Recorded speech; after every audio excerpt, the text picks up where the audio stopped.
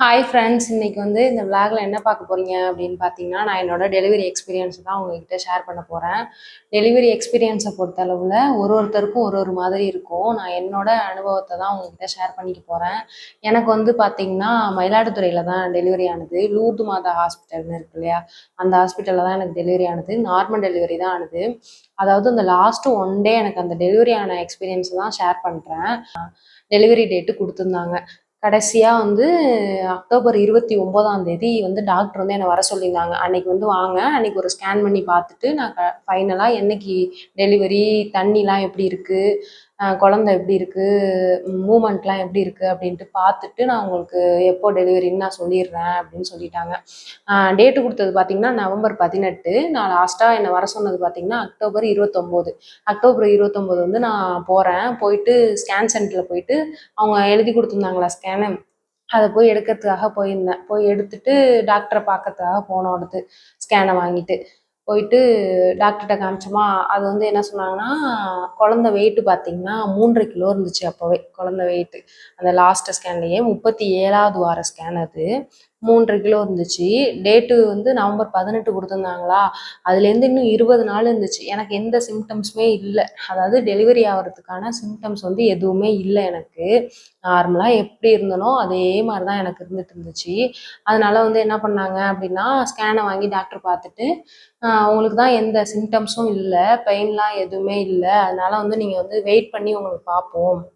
நீங்கள் 18 இருக்குது, 18 தான் டேட்டு கொடுத்துருக்கேன், ஒரு 10 நாள் வெயிட் பண்ணிட்டு கூட அட்மிஷன் போட்டுக்கலாம், கொஞ்சம் வெயிட் பண்ணி பார்ப்போம் அப்படின்னு சொன்னாங்க. அப்படின்னு சொல்லிட்டு சர்விக்ஸ் ஓப்பன் ஆயிருக்கா என்னன்னு மட்டும் பார்ப்போம் அப்படின்னு சொல்லிட்டு பார்த்தாங்க. பார்த்துட்டு ஓப்பன் ஆகலை, அதனால் வெயிட் பண்ணலாம், ஒன்றும் பிரச்சனை இல்லை, எல்லாம் நார்மலாக இருக்குது அப்படின்னு சொல்லிட்டு வீட்டுக்கு அனுப்பிட்டாங்க. நாங்களும் வீட்டுக்கு வந்துட்டோம். வீட்டுக்கு வந்தோன்னு பார்த்தீங்கன்னா, நான் நார்மலாக சாப்பிட்டுட்டு படுத்துட்டேன். எப்பவும் போல் இருந்துச்சு, படுத்துட்டேன். விடிய கிளம்புற ஒரு 4 மணி போல் பார்த்தீங்கன்னா, லைட்டாக ஒரு மாதிரியா பெயின் இருந்துச்சு. பெயின்னா ரொம்ப பெயின் கிடையாது, லேசாக சும்மா எப்படி சொல்கிறது, எறும்பு கடிக்கும் இல்லையா, அந்த மாதிரி தான் பெயின் இருந்துச்சு. அதுவும் ஒரு அரை மணி நேரத்துக்கு ஒரு தடவை, அரை மணி நேரத்துக்கு ஒரு தடவை அந்த மாதிரி தான் இருந்துச்சு பெயின். எனக்கு அதுதான் டெலிவரி பெயினே தெரியாது. நான் என்ன நினச்சிட்டேன், நாள் தான் ஹாஸ்பிட்டல் போகணுமா, மயிலாடுதுறை ஹாஸ்பிட்டலுக்கு போகணும் பாருங்கள். எங்கள் ஊர்லேருந்து மயிலாடுதுறைக்கு ஒரு 25 கிலோமீட்டர் இருக்கும் எப்படியும். அவ்வளோ தூரம் காரில் ட்ராவல் பண்ணிட்டு போனதில் தான் பெயின் இருந்துச்சு அப்படின்னு நினச்சிட்டு, நான் டெலிவரி பெயினாக இருக்காது அப்படின்னு நினச்சிட்டு நான் இருந்தேன். பார்த்தீங்கன்னா லேசாக தான் பெயின் இருந்துச்சு. ரொம்ப பெயின்லாம் சொல்ல முடியாது. சும்மா லைட்டாக வயிறை வலிச்சிச்சு, அவ்வளோதான். வயிறையும் வலிக்கல, இடுப்பு வலிக்குதா, முதுகை வலிச்சிச்சா, வயிறு வலிச்சிச்சா, எங்கே வலிக்குதுன்னே தெரில. அந்த வலியை பார்த்தீங்கன்னா அந்த மாதிரி இருந்துச்சு. சரின்னு சொல்லிட்டு ஒரு 4 மணிலேருந்து, விடிய கிளம்புற 4 மணிலேருந்து பெயினாக இருந்துச்சு. கொஞ்சம் 7 மணி போல் வீட்டில் நான் அதுக்கப்புறம் சொன்னேன். வீட்டில் சொன்னோன்னே பார்த்தீங்கன்னா, சரி கொஞ்சம் வெயிட் பண்ணி பார்ப்போம் அப்படின்ட்டு சொல்லிட்டு இருந்தாங்க.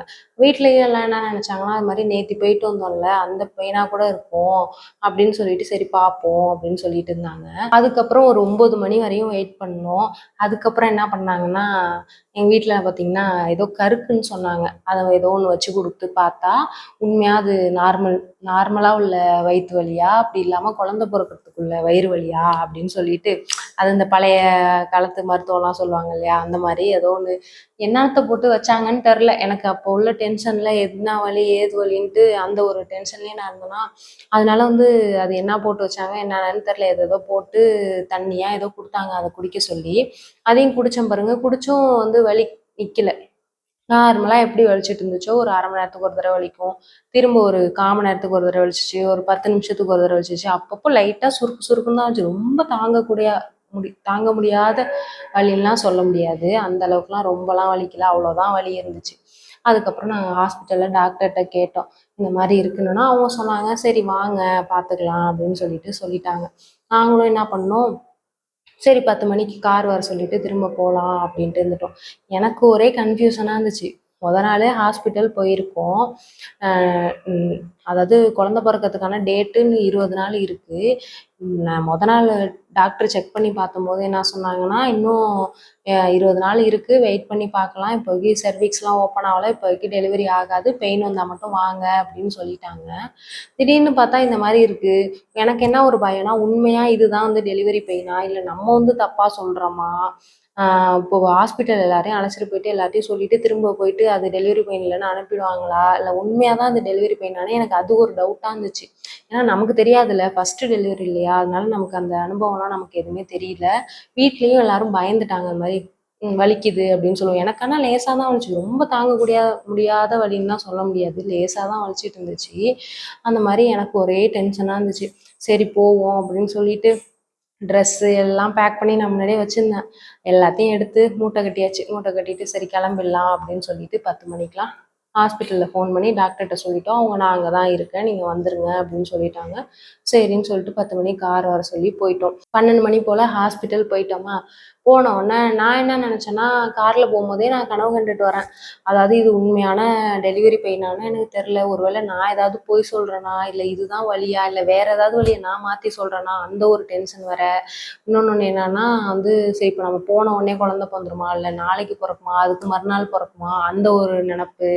ஆப்ரேஷன் பண்ணுவாங்களா, நார்மல் டெலிவரி ஆகுமான்னு அந்த ஒரு நினப்பு. அப்படியே ஒரே யோசனையாகவே இருக்குது. நான் போகிறப்ப எனக்கு பயமாகவும் இருந்தது. என்ன பண்ணுவாங்கன்னு தெரில. இன்னைக்கு குழந்தை பிறந்துருமான்னு எனக்கு தெரில. எதை நினைக்கிறதுனே தெரில. ஒரே டென்ஷன்லேயே நான் போயிட்டு இருந்தேன். ஹாஸ்பிட்டல் போயிட்டோம். போய் இறங்குனா நான் என்ன நினச்சிக்கிட்டேன், இது மாதிரி ஹாஸ்பிட்டல் போனதுக்கப்புறம் ஒரு ரூம் கொடுப்பாங்க, ரூம் கொடுத்து படுக்க வைப்பாங்க, படுக்க வச்சு அட்மிஷன் போட்டு அதுக்கப்புறம் பொறுமையாக தான் குழந்தை பிறக்கும் போல், எதாக இருந்தாலும் ஆப்ரேஷனாக இருந்தாலும் நார்மலாக இருந்தாலும் அந்த மாதிரி தான் பண்ணுவாங்க போல் அப்படின்னு நினச்சிட்டு தான் நான் இருந்தேன்.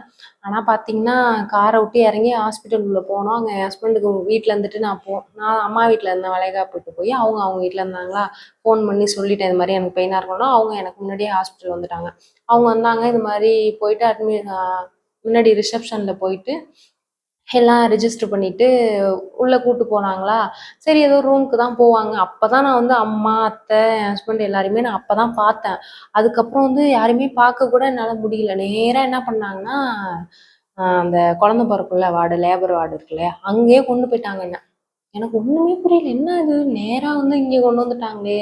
அப்படின்னு அதுவும் அங்க அந்த இடத்த பார்த்தோனயுமே எனக்கு சொர சொரன்னு படபடன்னு ஆயிடுச்சு. அங்க பார்த்தோன்னே.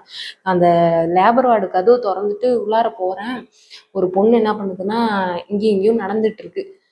நடந்துட்டு இருக்குன்னா, கத்துது. வேகமா அழுதுட்டு, கத்திட்டு நடந்துட்டு இருக்கு. அந்த பொண்ண பார்த்தோனமே எனக்கு பயமாயிடுச்சு. என்னடா இப்படி கத்துறாங்களே! நம்மளும் இந்த மாரி தான் ஆகப்போறோமா? என்னான்னே தெரியலையே! நமக்கு உண்மையா இது டெலிவரி பெயின் தானா? அந்த ஒரு பயமே எனக்கு இருந்துச்சு. நேரா நம்மள இங்க கொண்டு வந்துட்டாங்களே! என்ன பண்ண போறாங்கன்னு தெரியலையே! அப்படின்னு சொல்லிட்டு பயந்துகிட்டே போனேன். அங்க போயிட்டு உள்ளார கூப்பிட்டு லேபர் வார்டுல என்ன படுக்க வச்சிருந்தாங்க. டாக்டர் மேடமும் வந்துட்டாங்க. வந்து இது மாரி செக் பண்ணி பார்த்தாங்க. இது மாரி செர்விக்ஸ் ஓப்பன் ஆகுது. இன்னைக்குள்ள நீ ட்ரை பண்ணுமா, உன்னால முடியும். நார்மல் டெலிவரி ட்ரை பண்ணு, முடியும் அப்படின்னு அவங்க டாக்டர் மேடம் என்கிட்ட சொல்லிட்டாங்க. எனக்கு டாக்டர் சொன்னோன்னே ஆச்சரியமா இருந்துச்சு. என்ன இப்படி சொல்றாங்க? வலியே வலியே நமக்கு லேசா தான் வலிக்குது. இதுதான் டெலிவரி பெயினா? இதுக்கு போய் ஏன் எல்லாம் பயப்படுறாங்க? அந்த பொண்ணு வேற அப்படி அழுதுட்டு இருந்துச்சா, இந்த வலிக்கு போய் ஏன் அழுவுது? அப்படின்ட்டு தான் நான் அப்போதைக்கு நினைச்சிட்டு இருந்தேன். டாக்டர் செக் பண்ணிட்டு என்ன சொன்னாங்கன்னா, நர்ஸ்லாம் இருப்பாங்க இல்லையா? அவங்கள கூப்பிட்டு இது மாரி அவங்களுக்கு செக் பண்ணிட்டுருங்க. ட்ரிப்ஸ் போட்டு விடுங்க. அவங்கள்ட்ட ஏதோ சொல்லிட்டு போயிட்டாங்க. நான் போயிட்டு வரேன் அப்படின்னு சொல்லிட்டு போயிட்டாங்க. அந்த நர்ஸ்லாம் அடுத்து என்ன பண்ணாங்கன்னா, ஆ ஆ அடிக்கடி செக் பண்ணிட்டே இருந்தாங்க. இந்த மாரி கர்ப்பப்பை எத்தன சென்டிமீட்டர் ஓப்பன் ஆகுதுன்னு சொல்லிட்டு அடிக்கடி செக் பண்ணிட்டே இருந்தாங்க. செக் பண்ண எனக்கு பயமா தாங்கல. அதுக்கப்புறம் வந்து என்னன்னா, எனக்கு என்ன ஒரு இதுன்னா, இப்ப வீட்ல உள்ளவங்கள பார்த்து பேசக்கூட எனக்கு சான்ஸ் கிடைக்கல. அதாவது ஹாஸ்பிட்டல விட்டு கார விட்டு இறங்கி உள்ள போனேன். உள்ள போன உடனே நேரா கொண்டு போய் அந்த குழந்தை பிறக்கிற வார்டுக்குள்ள என்ன அழைச்சிட்டு போய் எல்லாம் அவங்க பாட்டுக்கு ப்ரொசீஜர்லாம் அவங்க ஸ்டார்ட் பண்ண ஆரம்பிச்சுட்டாங்க. எனக்கு எதுவுமே ஒரு ஒரு பேசணும், எனக்கு குழந்தை பிறக்குமா இல்லையா, இல்லை ஆப்ரேஷன் பண்ணிக்கவா, அந்த அந்த ஒரு இது கேட்டு டிஸ்கஸ் பண்ணிக்கிறதுக்கு கூட எனக்கு டைமும் கிடையாது. நான் யாரையும் பார்க்கவும் முடியல. என்ன நேரா அங்கேயே அழைச்சிட்டு போயிட்டாங்க. எல்லாரும் வெளில தான் வெயிட் பண்ணிட்டுருக்காங்க. அவங்களும் அந்த மாரி தான். என்ன எதுவுமே பார்க்கவும் இல்ல. யாருமே எதுவுமே இது பண்ணவே இல்ல. அந்த இதுலயே போயிட்டே இருந்துச்சா, அடிக்கடி நர்ஸ்லாம் செக் பண்ணிட்டு இருந்தாங்க. 12 மணிக்கு கரெக்ட்டா உள்ள போனேன். 1 மணி ஆயிடுச்சு. அதுக்கப்புறம் என்ன பண்ணாங்கன்னா, திரும்ப டாக்டர் மேடம் வந்துட்டு இது மாரி இந்த பெயின் வரதுக்காக உள்ள ட்ரிப்ஸ் போட்டு விட சொன்னாங்க. அது போட்டு விட்ட உடனே எங்கேருந்து தான் அந்த பெயின் வந்துச்சுன்னே தெரில. தாங்க முடியாத அளவுக்கு வலி. அந்த பொண்ணு ஒண்ணு கத்திட்டு இருந்தது பாருங்க. அத மாரி நானும் கத்த ஆரம்பிச்சுட்டேன். முடிஞ்ச அளவுக்கும் நான் வந்து பொறுமையா தான் இருந்தேன். பொறுமையா படுத்திருந்தேன். பல்ல கடிச்சிட்டு படுத்திருந்தேன். நம்ம எப்படியாவது தாங்கிக்கணும். நமக்கு சீக்கிரமா குழந்தை பொறந்துரணும். சரி தாங்கிப்போம் அப்படின்னு சொல்லிட்டு ரொம்பவே தாங்கிட்டு வலிய பொறுத்துட்டு இருந்தேன். அதுக்கப்புறம் திரும்ப டாக்டர் வந்தாங்க. அவங்க வந்து செக் பண்ணாங்களா, நான் அப்பயும் அவங்ககிட்ட கேட்குறேன், உண்மையா கண்டிப்பா எனக்கு இன்னைக்குள்ள குழந்தை பொறந்துருமா? இல்ல நான் ஆப்ரேஷன் பண்ணிக்கவா? எனக்கு பயமா இருக்கு அப்படின்னு சொல்லிட்டு அவங்க கேட்குறேன். அவங்களே சொல்றாங்க, இன்னைக்குள்ளயா? என்ன இப்படி கேட்குறீங்க? இன்னும் ஒரு 5 மணிக்குள்ள குழந்தை பொறந்துரும். இன்னும் ஒரு 5 மணி நேரத்துல குழந்தை பொறந்துரும் அப்படின்னு அவங்க சொல்றாங்க. அவங்க சொல்லவும் எனக்கு ஆச்சரியமா போயிட்டு, என்னடா இது இவங்க என்ன 5 மணி நேரத்துல 5 மணிக்குள்ள குழந்தை பொறந்துரும்னு சொல்றாங்களே, ஆச்சரியமா இருக்கே அப்படின்னு நினைச்சிட்டு நானும் இருக்கேன். அதோட பெயினுன்னா பெயினு, ட்ரிப்ஸ் ஏற ஏற ஏற அவ்வளோ பெயின். எங்கேருந்து தான் அந்த பெயின் வருதுன்னே தெரில.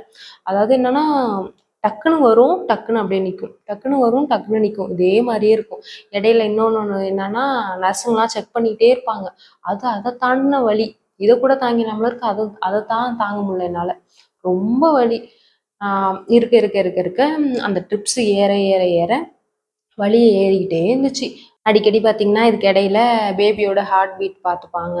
நமக்கு ப்ரெஷரு, சுகரு, சுகர் இல்ல, பல்ஸு அது எல்லாமே இடையில அடிக்கடி பார்த்துக்கிட்டே இருப்பாங்க. பேபியோட ஹார்ட் பீட் எப்படி இருக்கு, எப்படி இருக்குன்ட்டு அதையும் செக் பண்ணிட்டே இருப்பாங்க.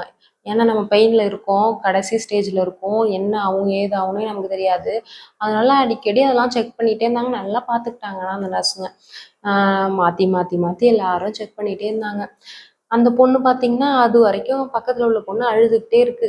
அத பார்த்தோன தான் எனக்கு ரொம்ப பயமாயிடுச்சு.